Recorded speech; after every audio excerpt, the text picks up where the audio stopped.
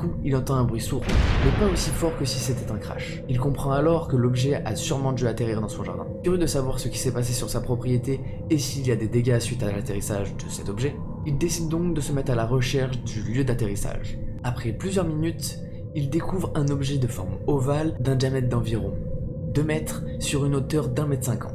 Il semble distinguer 2 éléments dépassés de cet objet, un espèce de train d'atterrissage. Nikolai prend alors la décision de se rapprocher pour en savoir plus sur cet objet mystérieux.